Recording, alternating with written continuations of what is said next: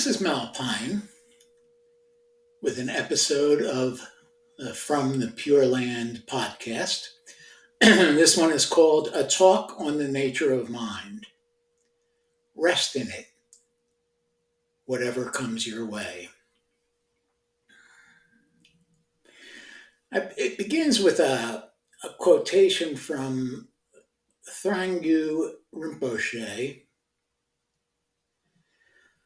The method for taking all situations as the path is to rest within the essence of the mind.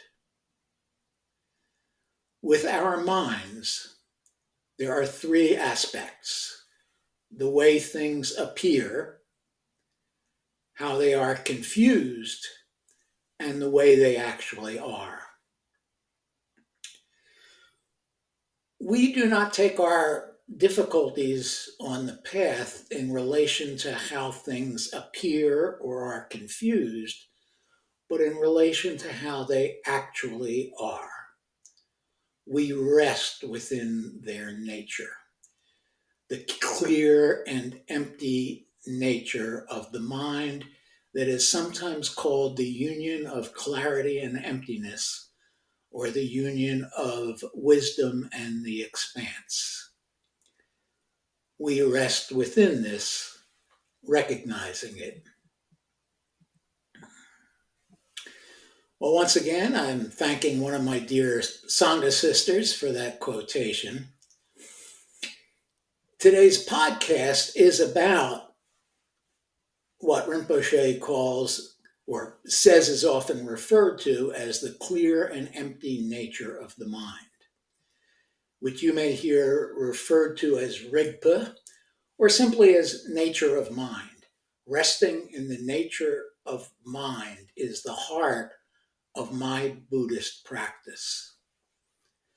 As long as I can find that state and remain in it, I can handle any situation along the path, usually in a joyful way, but always with kindness and compassion for myself and for others. I kid you not. I believe that peace of mind is available to every one of us. Learning to find and rest in your nature of mind can't be done in words and images. It's an experiential process that takes time, and the phrase is time and effort, but it's not really effort. It's actually whatever you can imagine as the opposite of effort. It takes relaxing into your mind. Not the confused aspects of your mind, but your mind's true nature. As Rinpoche says, it's sometimes called the union of clarity and emptiness, or the union of wisdom and expanse. While words won't take you to the nature of your mind, I'm going to use some.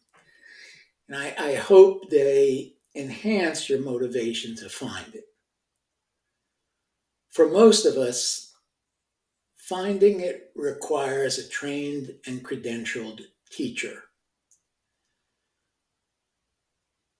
For me, that's a teacher with transmission in a Vajrayana Buddhist lineage. But I know that one size doesn't fit all. Mingyur Rinpoche, who's my primary teacher now, wrote an article for Lion's Roar magazine in 2017, and it's got a section on finding a genuine teacher. Whatever your tradition, you might check out that article, and in particular that section on finding a genuine teacher. If you're listening to this as a podcast, you can go to melpine.substack.com, melpine www.substack.com, and click on the title of this, A Talk on the Nature of Mind, and you can find a link to that article. After 3 decades of practicing Buddhism, it took me 8 or 9 more years of working with 2 Vajrayana Buddhist teachers to help me the rest of the way to an experiential understanding of the nature of mind. It may not take you that long. It doesn't have to take that long, but please do look for a qualified teacher if you don't already have one.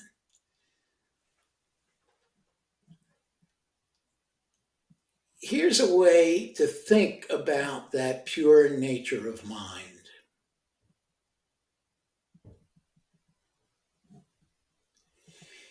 If you're listening to this as a podcast, there's a photo in the blog of a mild blue sky with it's lightly clouded. Imagine lying on your back on a flat expanse of land and looking at a sky like that.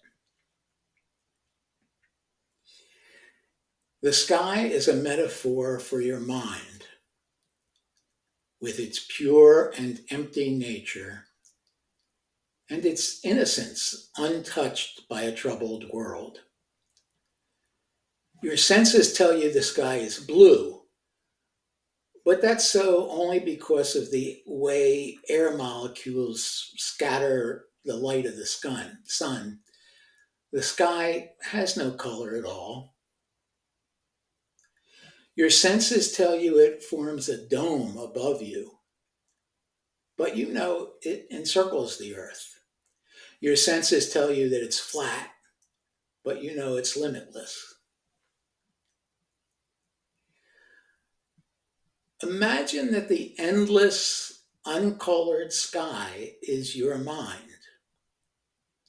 Or instead, that aspect of your mind, what Rinpoche called an aspect of your mind, that is unconfused and sees the world exactly as it is.